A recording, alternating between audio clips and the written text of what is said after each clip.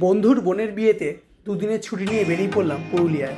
পুরুলিয়ার অন্যতম সুন্দর রিসর্ট চারুলতাতে আমাদের থাকার ব্যবস্থা করা হয়েছিল। এই রিসর্টটা একদম গড়পঞ্চকোটের মূল লোকেশনে।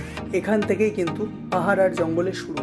সেই দিনটা ঘুরে ফিরে বাজার করে বেশ আনন্দে কাটিয়েছিলাম।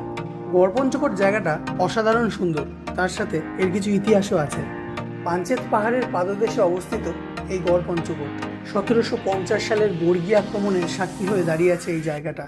এখানকার টেরাকোটা মন্দিরগুলি আজও প্রাচীন রাজবংশের আভিজাত্য বহন করছে।